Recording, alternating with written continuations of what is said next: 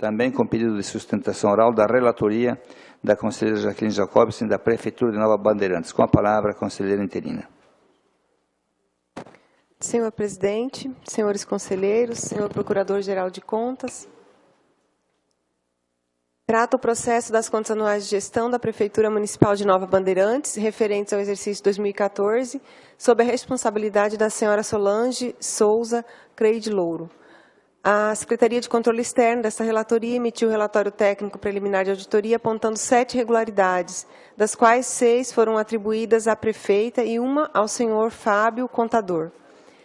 Regularmente citados, os responsáveis apresentaram defesas e, depois de analisadas, a equipe técnica concluiu pela manutenção de 5 irregularidades. O Ministério Público de Contas, por meio do parecer da autoria do procurador Getúlio Velasco, opinou no sentido de julgar as contas regulares com aplicação de multas, determinações legais e recomendações. É a síntese do relatório. Esse processo estava com pedido de vistas ao Ministério Público de Contas, na ocasião da sessão ordinária do dia 1º de setembro, após a leitura do relatório, agora novamente lido, o Procurador-Geral de Contas, Gustavo Alexandre, solicitou vista dos autos e todos, lógico, aguardaram vistas. Com a palavra, conselheiro, o Procurador-Geral de Contas. Senhor presidente, senhora conselheira relatora, senhores conselheiros, o pedido de vista na última sessão, senhor presidente, foi em razão de um único item, que é o achado número 2 do relatório de auditoria, que trata de um dano ao erário no valor de R$ 11.903, é o valor nominal à época em que foi apurado esse dano. E ele se refere a atrasos, né, no pagamento de faturas de energia elétrica e também de repasses ao pagamento ao INSS.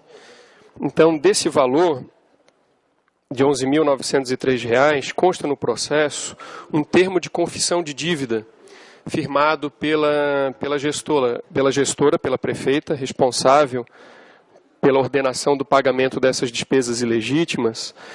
E esse termo de confissão de dívida, em razão dele, a opinião do Ministério Público no parecer escrito, doutor Getúlio, foi no sentido de determinar o acompanhamento pelo tribunal do cumprimento dessa confissão de dívida, e lá tem um parcelamento, né, está previsto o parcelamento em 5 prestações do valor, e a opinião do Ministério Público no parecer escrito é por acompanhar a quitação desses valores. Mas eu entendo de forma diferente, senhor presidente, acredito que o termo de confissão de dívida com um parcelamento é um sinal de boa-fé, isso é fato. Mas isso gera efeito apenas, esse termo gera efeito apenas lá no âmbito do município, que é o credor desse débito. Então, para o Tribunal de Contas, há a constatação do dano ao erário, e em razão disso há uma condenação ao pagamento desse valor. E nós vamos dar a quitação desse pagamento quando recebermos os comprovantes, né, da devida quitação, que seria o próprio cumprimento desse termo de confissão de dívida. Então, essa confissão ela não geraria efeitos aqui para o controle externo, né? Geraria efeitos lá no âmbito do município para fins da forma de pagamento desse débito lá. Aqui haveria a condenação desse valor e assim ficaríamos no aguardo dos comprovantes de quitação para dar baixa desse valor. Diante disso, eu emito o parecer no sentido de condenar a gestora ao pagamento desses valores, à imputação de débito, inclusive com a atualização desse valor. E claro que assim que ela cumprir essa confissão de dívida lá no município e pagar todas essas parcelas em atraso, a hora que ela trouxer os comprovantes aqui, daremos a devida baixa desse débito. Então, a opinião do MPC da Procuradoria-Geral é no sentido de imputar o dano, condenar ao ressarcimento desses valores e não o acompanhamento dessa confissão de dívida. Tá, eu inverti as posições aqui. Nós temos o pedido de sustentação oral pelo advogado Nestor Fernandes Fidelis, e Vossa Senhoria tem 15 minutos justamente para a sua sustentação oral. Excelentíssimo senhor presidente, excelentíssimos senhores conselheiros, conselheira relatora, excelentíssimo senhor membro do Ministério Público de Contas, a inversão foi até favorável, porque diante do que aconteceu na semana passada, o pedido de vista do Ministério Público, já tendo parecer favorável, nos trouxe uma certa preocupação, porque nós tínhamos conhecimento do parecer do Dr. Getúlio, pela aprovação das contas, com determinações.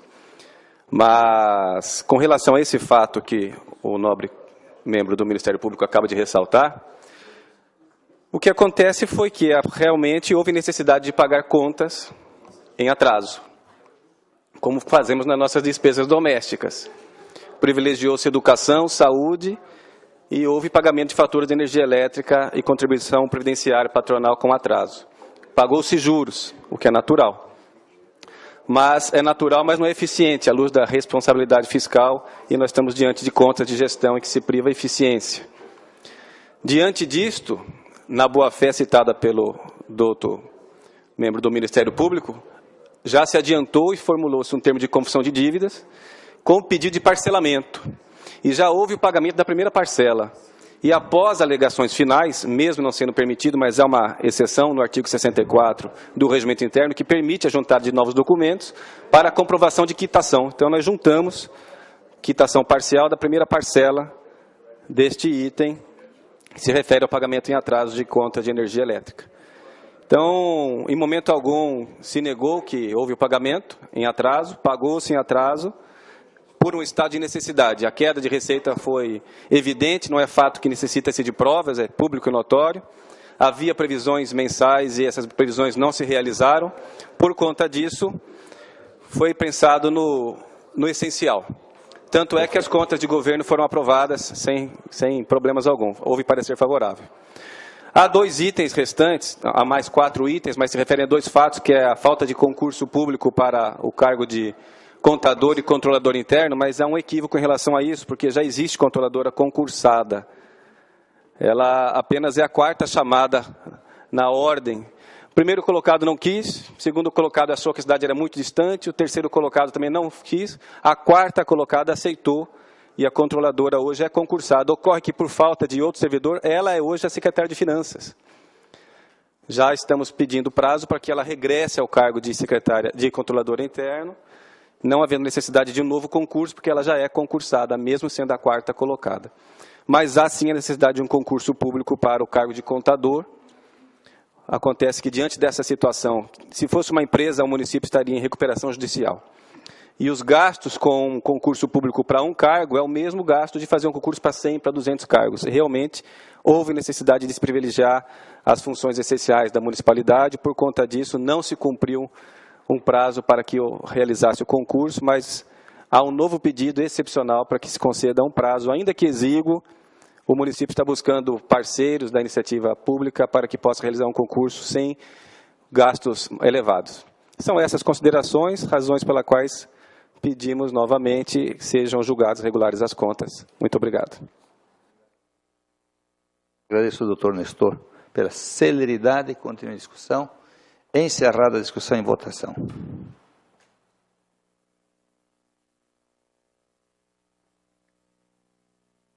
Senhor presidente, ouvi atentamente tanto o parecer ministerial, oral do Dr. Gustavo Deschamps, procurador-geral, como também a sustentação oral do Dr. Fidelis, o advogado.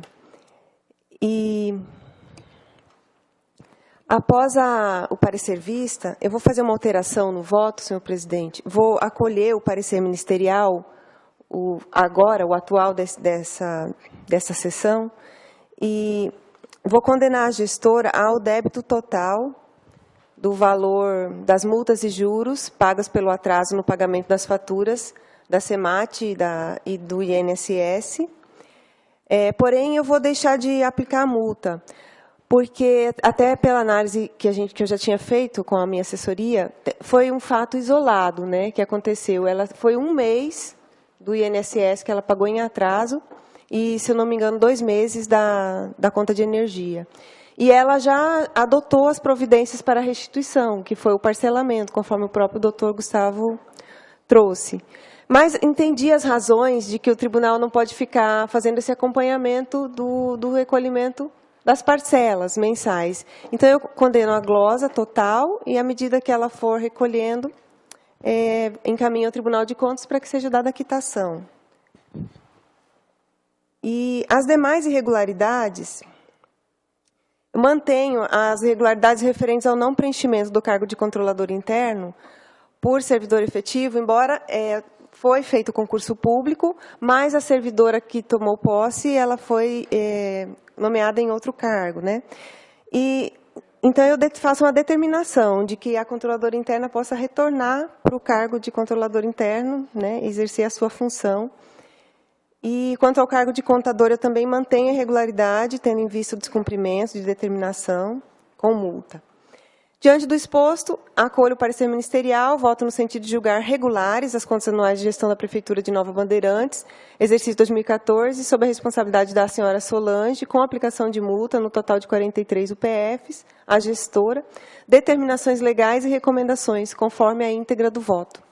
É o voto, senhor presidente. Os que votam com a relatora permanecem em silêncio. Aprovado por unanimidade, processo número 2032, dígito 0/2014, a relatora conselheira interina Jaqueline Jacobsen.